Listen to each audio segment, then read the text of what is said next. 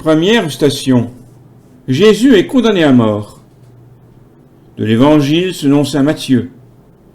Pilate dit donc aux gens qui se trouvaient rassemblés, « Lequel voulez-vous que je vous relâche, Barabbas ou Jésus que l'on appelle Christ ?»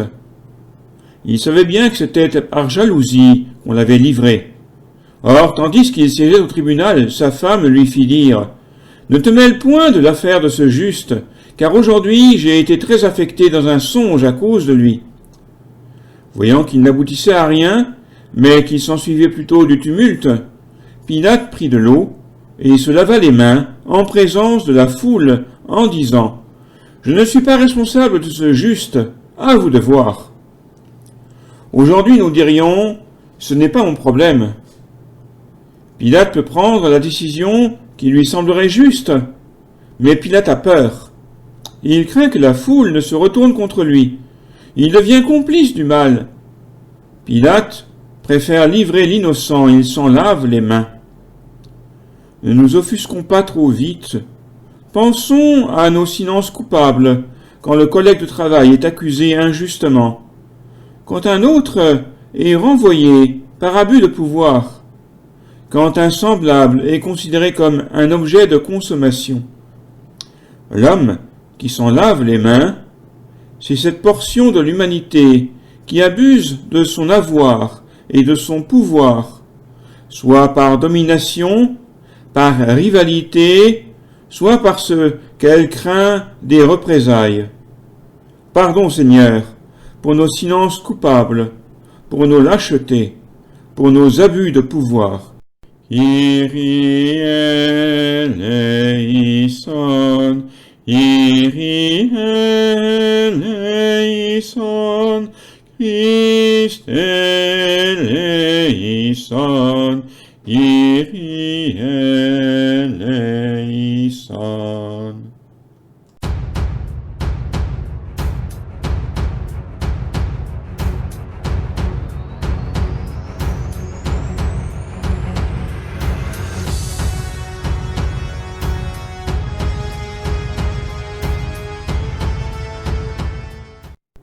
Deuxième station, Jésus est chargé de sa croix. De l'Évangile selon saint Matthieu. L'un des 12, appelé Judas Iscariote, alla trouver les grands prêtres et dit « Que voulez-vous me donner, et je vous le livrerai ?» Et ils lui fixèrent 30 pièces d'argent. Depuis ce moment, il cherchait une occasion favorable pour livrer Jésus. Le soir venu, Jésus se met à table avec les 12. Pendant qu'il mangeait, il dit « Je vous le dis, en vérité, l'un de vous me trahira. » Judas, qui le trahissait, prit la parole et dit « Serait-ce moi, Rabbi ?» « Tu l'as dit, répondit-il. » Après le chant de l'hymne, ils s'en allèrent au mont des Oliviers.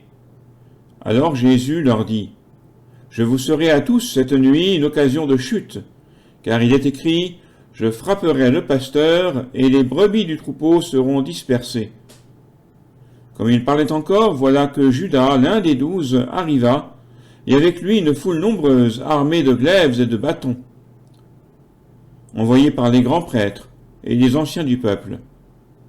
Celui qui le trahissait leur avait donné un signe.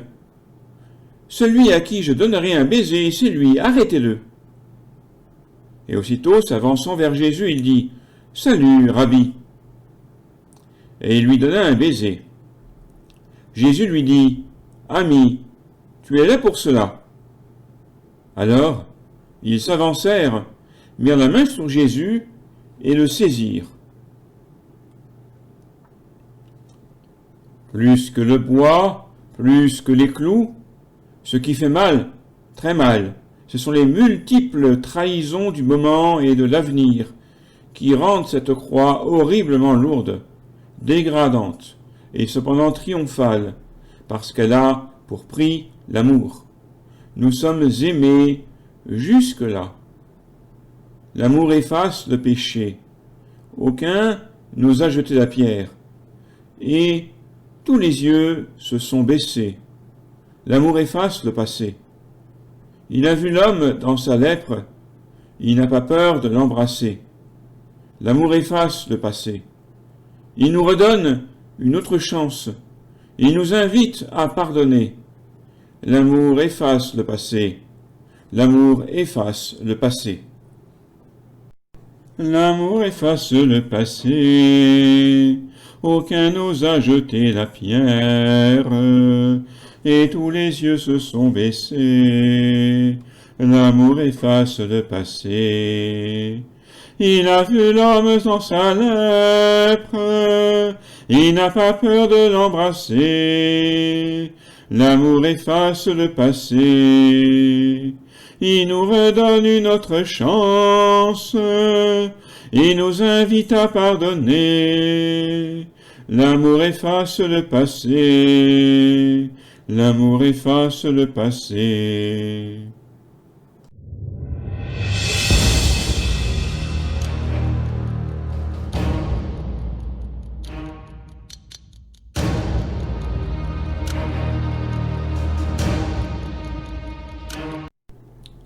Troisième station. Jésus tombe pour la première fois. Du livre d'Isaïe. Le Seigneur m'a ouvert l'oreille, et moi je n'ai pas résisté. Je ne me suis pas retiré en arrière. J'ai livré mon dos à ceux qui me frappaient, et mes joues à ceux qui m'arrachaient la barbe. Je n'ai pas dérobé mon visage aux outrages et aux crachats. Le Seigneur m'est venu en aide. C'est pourquoi l'ouvrage ne m'a point abattu. C'est pourquoi j'ai rendu ma face semblable à un caillou. Et je savais que je ne serais pas confondu. Il est proche, celui qui me justifie, qui plaidera contre moi. Ce n'est pas le poids du bois qu'il porte, qui met Jésus à terre. Ce qui l'écrase, c'est le poids de mon péché. À cet instant, Jésus ressent douloureusement, physiquement, les outrages, portés aux personnes déplacées, incarcérées de façon juste ou injuste. Le mépris, les coups assenés, les injures, les condamnations d'innocents, les maltraitances de toutes sortes, et la mort qui s'ensuit. Tout cela lui est insupportable, et il ploie sous le poids de tels fardeaux.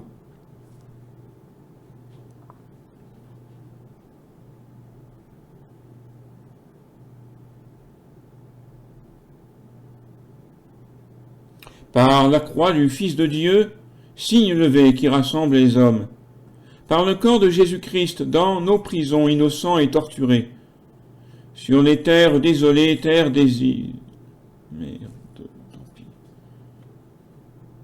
Fais paraître ton jour et le temps de ta grâce. Fais paraître ton jour, que l'homme soit sauvé. Par la croix du Fils de Dieu, signe levé qui rassemble les nations. Par le corps de Jésus-Christ, dans nos prisons, innocents et torturés, sur les terres désolées, terre d'exil, sans printemps, sans amandier. Fais paraître ton jour et le temps de ta grâce. Fais paraître ton jour, que l'homme soit sauvé.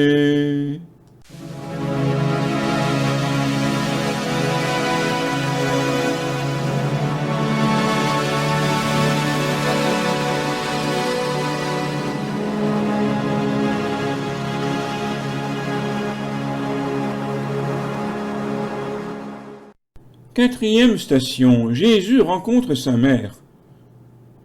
De l'évangile de Jean. Près de la croix de Jésus se tenait debout sa mère, la sœur de sa mère, Marie, femme de Cléophas, et Marie de Magdala. Voyant ainsi sa mère, et près d'elle le disciple qu'il aimait, Jésus dit à sa mère, « Femme, voici ton fils. Il dit ensuite aux disciples, voici ta mère. Et depuis cette heure-là, le disciple l'a pris chez lui. Suivre son fils, impuissante, sur le chemin de la souffrance, est insupportable pour une mère. Nul doute que Jésus s'arrête, non pour échanger quelques mots, mais pour communier par un regard qui rassure et rappelle le « Ne savez-vous pas que je dois être aux affaires de mon Père ?» Quant à Marie, elle continue ce qu'elle a toujours fait, à conserver tout cela dans son cœur. Seul le silence peut être à la hauteur du mystère. Marie continue d'avancer dans la foi.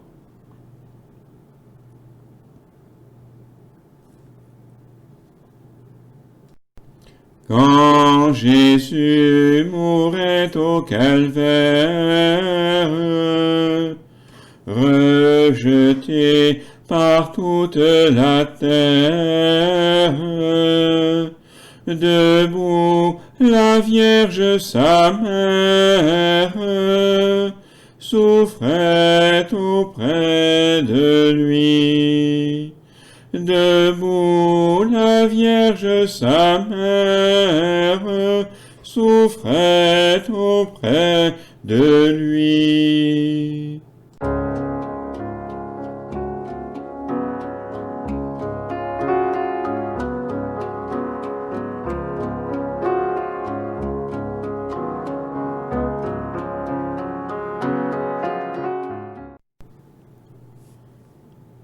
Cinquième station, Simon de Cyrène aide Jésus à porter sa croix. De l'évangile de Marc.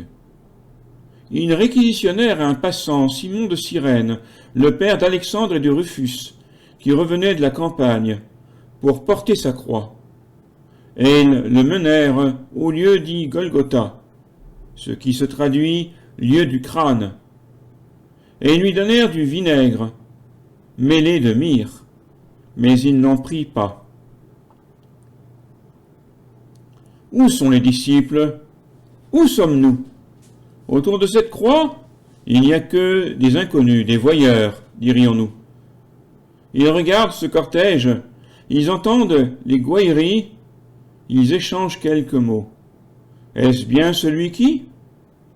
Regardez, on dirait qu'il s'agit de sa mère. Ah, il y a des femmes qui pleurent. Sans doute le connaissent-elles. Les commentaires ne manquent pas, mais chacun reste sur son interrogation, sur sa pauvreté aussi.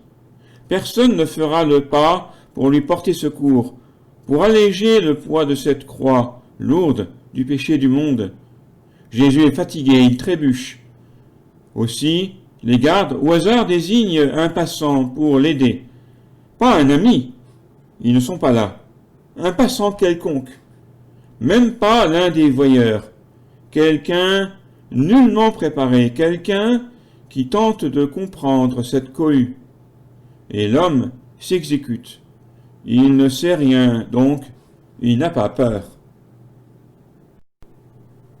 Fais paraître ton jour et le temps de sa grâce. Fais paraître ton jour, que l'homme soit sauvé. Par la croix du serviteur, porche royal où s'avancent les pécheurs.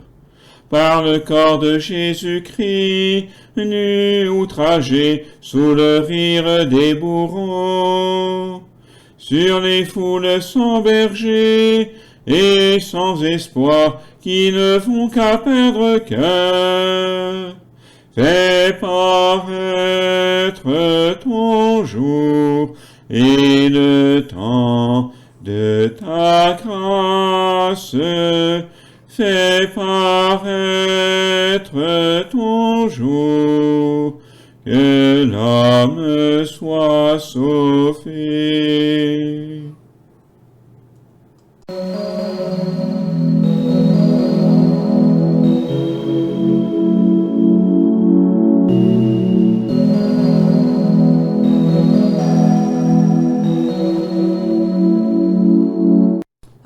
6e station.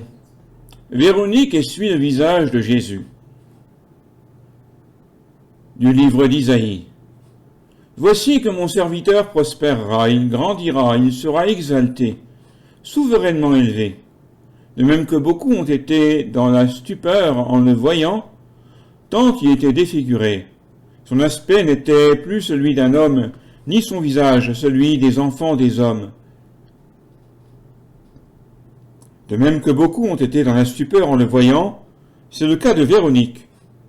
Femme courageuse, femme de compassion, Véronique brave la foule, s'en détache, et devant tous, elle déploie un linge frais et humide pour soulager ce visage tuméfié. Jésus lui en sait gré, puisque la tradition veut que les traits saillants de son visage douloureux se fixent à jamais sur son linge. Où sommes-nous? Où sont ceux qui ont fait route avec lui pendant 3 années? Où sommes-nous aujourd'hui quand nos frères sont conspués, méprisés, condamnés injustement? Osons-nous exprimer nos convictions profondes, même à l'opposé d'une foule délirante? Osons-nous nous démarquer pour que triomphe le droit, le vrai, le juste? Fais paraître ton jour et le temps de ta grâce. Fais paraître ton jour, que l'homme soit sauvé. Par la croix de l'homme Dieu, arbre béni où s'abritent les oiseaux. Par le corps de Jésus-Christ, recrucifié dans nos guerres sans pardon, sur les peuples de la nuit et du brouillard que la haine a décimé. Fais paraître ton jour et le temps de ta grâce. Fais paraître ton jour, que l'homme soit sauvé.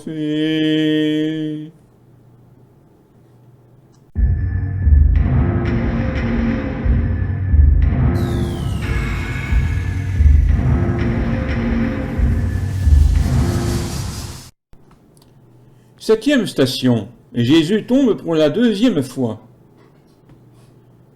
Du livre d'Isaïe. Comme un rejeton qui sort d'une terre desséchée, il n'avait ni forme ni beauté pour attirer nos regards, ni apparence pour exciter notre amour. Il était méprisé et abandonné des hommes, hommes de douleur et familiers de la souffrance, comme un objet devant lequel on se voile la face. En but au mépris, nous n'en faisions aucun cas. Vraiment, c'étaient nos maladies qu'il portait, nos douleurs, dont il s'était chargé. Et nous le regardions comme un puni, frappé de Dieu et humilié. Mais lui, il a été transpercé à cause de nos péchés, broyé à cause de nos iniquités. Le châtiment qui nous donne la paix a été sur lui, et c'est par ses meurtrissures que nous sommes guéris. Le châtiment qui nous donne la paix a été sur lui. Comment ne pas ressentir jusque dans sa chair de plus en plus le poids de nos iniquités symbolisées par ce bois? Il y a tous les abandons du moment, d'hier et d'aujourd'hui, mais il y a cette insupportable présence, cette immédiateté du mal qui se déchaîne. Les cris, oui, mais au moins il sait qu'il existe. L'indifférence surtout, cette indifférence qui n'a rien à faire de ce cortège. On en crucifie un de plus. Mais qui le crucifie? Toi? Moi? Quand nous nous habituons au drame du quotidien, au point de marcher dessus, sans le moindre étonnement, sans la moindre compassion, un fait divers en appelle un autre. Or, c'est aujourd'hui encore Jésus qui tombe sous le poids du mal. En sommes-nous conscients? fais paraître ton jour et le temps de ta grâce. Fais paraître ton jour, que l'homme soit sauvé par la croix du premier-né. Amen, le gibet qui tue la mort. Par le corps de Jésus-Christ, Amen, la vraie chair de notre chair. Sur la pierre des tombeaux, Amen, sur nos tombes à venir. Fais paraître ton jour et le temps de ta grâce. Fais paraître ton jour, que l'homme soit sauvé.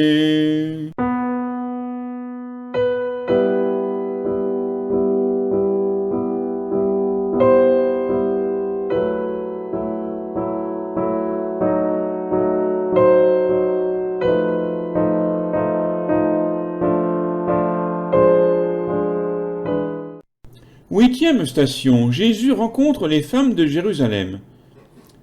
De l'évangile de Luc.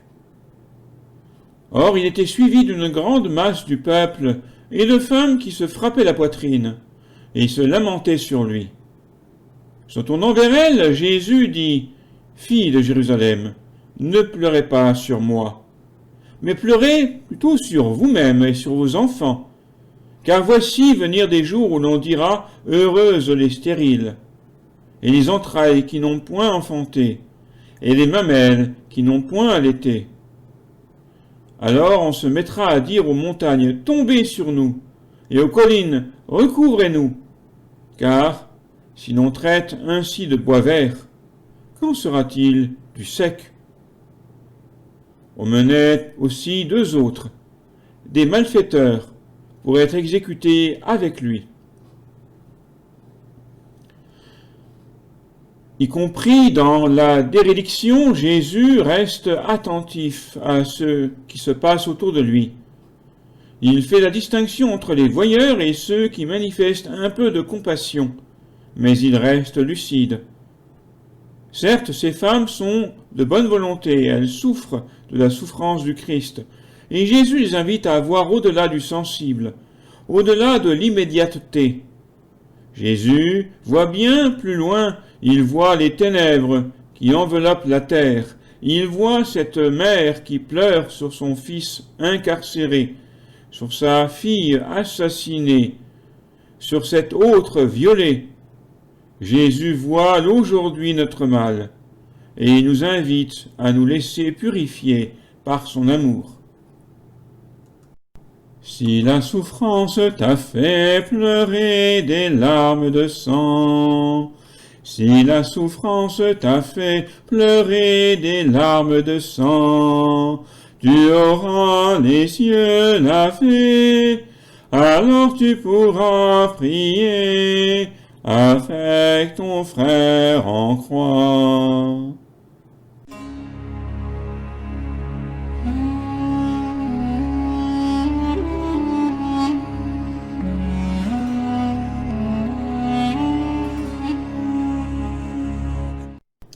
Neuvième station, Jésus tombe pour la troisième fois. Nous étions tous errants comme des brebis. Chacun de nous suivait sa propre voie et a fait retomber sur lui l'iniquité de nous tous. On le maltraite et lui se soumet, n'ouvre pas la bouche. Semblable à l'agneau qu'on mène à la tuerie et à la brebis muette devant ceux qui la tondent, il n'ouvre point la bouche. Il a été enlevé par l'oppression et le jugement. Et parmi ses contemporains, qui a pensé qu'il était retranché de la terre des vivants, que la plaie le frappait à cause des péchés de mon peuple? On lui a donné son sépulcre avec les méchants, et dans sa mort, il est avec le riche, alors qu'il n'a pas commis l'injustice, et qu'il n'y a pas de fraude dans sa bouche. Il a plu à Dieu de le briser par la souffrance, mais quand son âme aura offert le sacrifice expiatoire, il verra une postérité, Il prolongera ses jours, et le dessein du Seigneur prospérera dans ses mains. À cause des souffrances de son âme, il verra et se rassasiera. Et parmi ses contemporains, qui a pensé qu'il était retranché de la terre des vivants, que la plaie le frappait à cause des péchés de son peuple? Qui, en effet, comprend le sens du poids de ce bois, le sens de cette troisième chute? Jésus ne tombe pas pour lui, en raison de sa réelle fatigue. Jésus est épuisé de n'être pas écouté, de voir l'humanité s'enfoncer dans la nuit du péché, dans la nuit de ses passions, dans la nuit du mensonge et des complicités. Nul n'est semence à moins d'être semeur, point de récolte sans le temps du silence, car tout apôtre devient le grain qui meurt.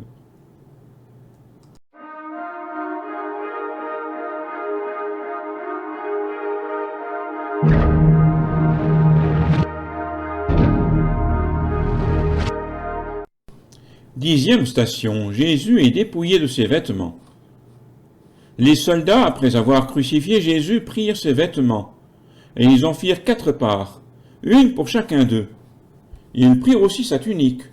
C'était une tunique sans couture, d'un seul tissu, depuis le haut jusqu'en bas.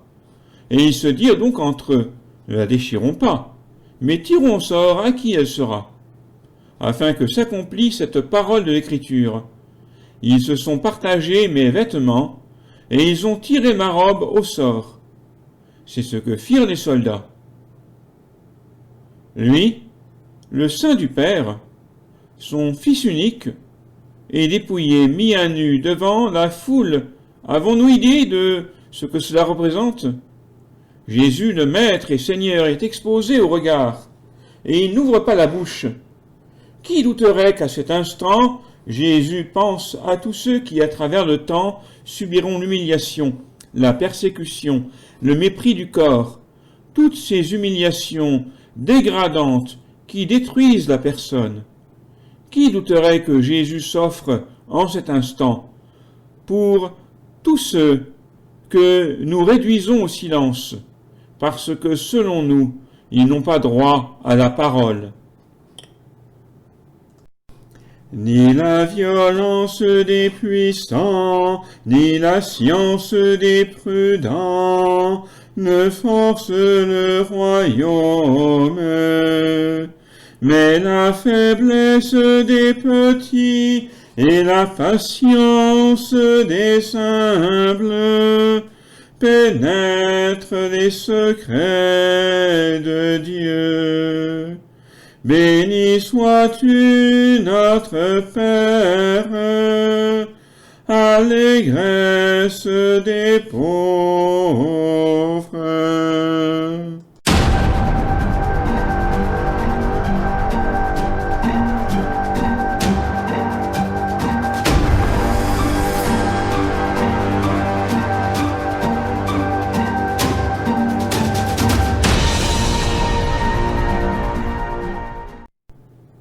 Onzième station.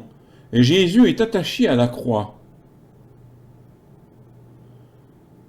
De l'évangile de Jean. Et ils prirent Jésus et l'emmenèrent. Jésus, portant sa croix, arriva hors de la ville, au lieu nommé Calvaire, en hébreu Golgotha. C'est là qu'ils le crucifièrent, et 2 autres avec lui, un de chaque côté, et Jésus au milieu. Pilate fit aussi une inscription et la fit mettre au haut de la croix. Elle portait ces mots: Jésus de Nazareth, le roi des Juifs. Beaucoup de Juifs lurent cet écriteau, car le lieu où Jésus avait été crucifié était près de la ville, et l'inscription était en hébreu, en grec et en latin. Or, les princes des prêtres des Juifs dirent à Pilate: ne mets pas le roi des Juifs, mais que lui-même a dit: je suis le roi des Juifs. Pilate répondit: ce que j'ai écrit, je l'ai écrit. L'horreur monte en puissance. Non seulement Jésus porte le bois sur lequel il sera crucifié, n'oublions pas qu'il est ligoté par nos péchés, que le poids de ce bois, c'est le poids du péché de notre humanité, mais il est mis au rang des malfaiteurs, ceux-là même pour qui il livre sa vie. Ma vie, nul ne la prend, mais c'est moi qui la donne. Jésus est ce grain qui meurt pour nous donner la vie. Et cela ne tarde pas. Au larron repenti, du haut de sa croix, il assure le paradis. Aujourd'hui même, précise l'Écriture. Fais paraître ton jour et le temps de ta grâce. Fais paraître ton jour, que l'homme soit sauvé. Par la croix du vrai pasteur, Amen, où l'enfer est désarmé. Par le corps de Jésus-Christ, Amen, qui appelle avec nos voix. Sur l'Église de ce temps, Amen, que l'Esprit vient purifier. Fais paraître ton jour et le temps de ta grâce. Fais paraître ton jour, que l'homme soit sauvé.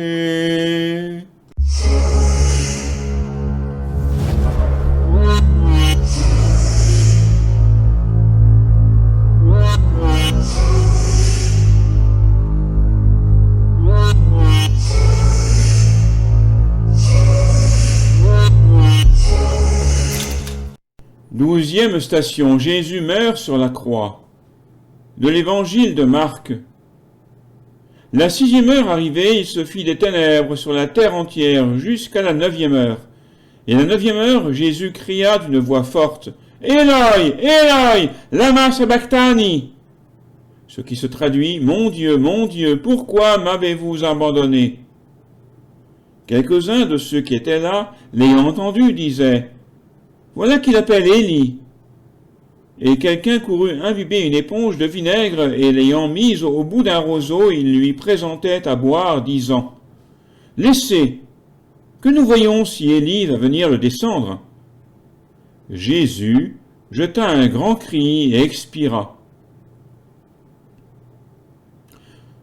Jusqu'à l'extrême, l'homme ne doute de rien. Jésus meurt chargé de toute la souffrance du monde. Et ses dernières paroles sont tournées en dérision. Est-il possible de s'endurcir à ce point devant la souffrance? Est-il possible de penser avoir raison jusque-là? Est-il possible de torturer et l'âme et le corps de ses frères sans la moindre compassion, sans un éclair de lucidité sur soi et sur des lendemains? Est-il possible de se déshumaniser à ce point? Si la colère t'a fait crier justice pour tous, si la colère t'a fait crier justice pour tous, tu auras le cœur blessé, alors tu pourras lutter avec les opprimés.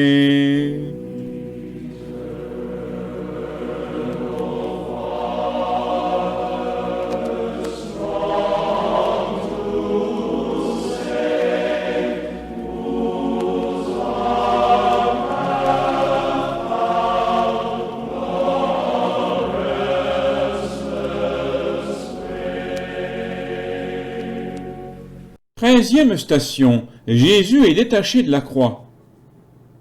De l'évangile de Luc. Et alors, un homme nommé Joseph, d'Arimathie, ville juive, il était membre du conseil, homme bon et juste. Il n'avait donné son assentiment ni à leur résolution, ni à leur acte.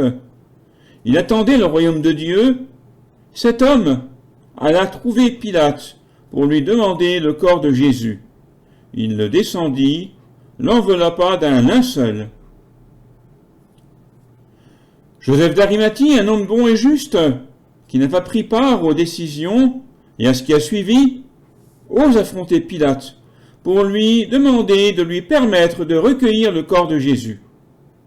C'est un peu sa première communion puisqu'il reçoit dans ses bras le corps sacré du Sauveur.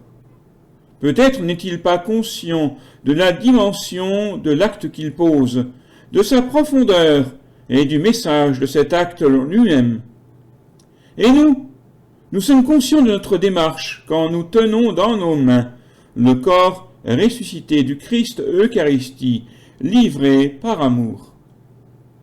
Si l'espérance t'a fait marcher plus loin que ta peur, si l'espérance t'a fait marcher plus loin que ta peur, tu auras les cieux levés, alors tu pourras tenir jusqu'au soleil de Dieu.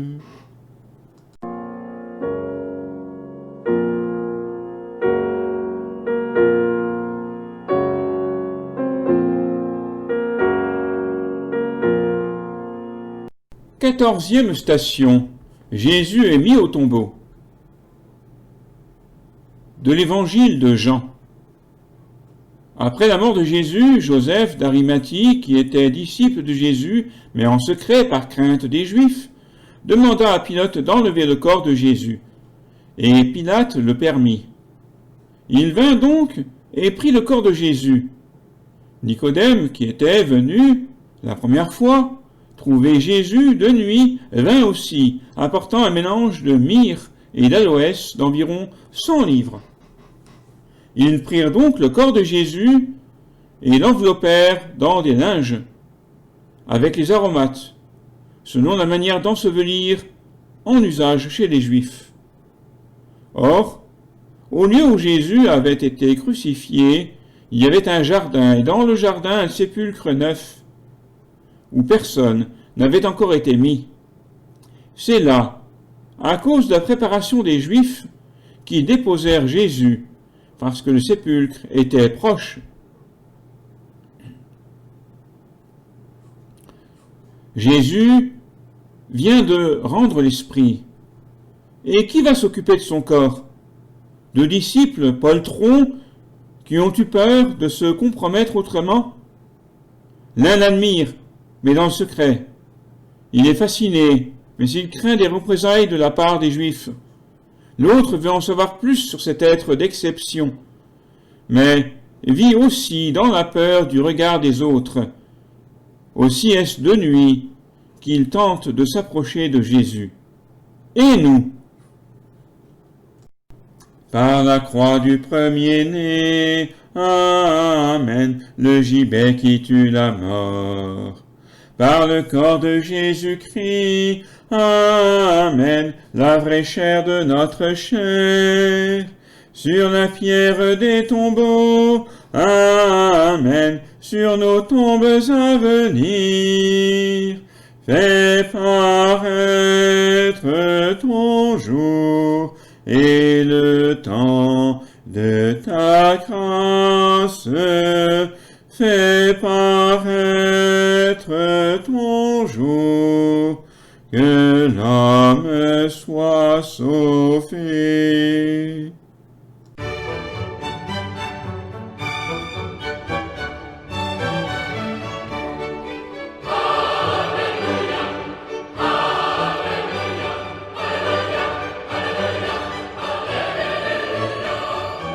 Quinzième station. Jésus ressuscite.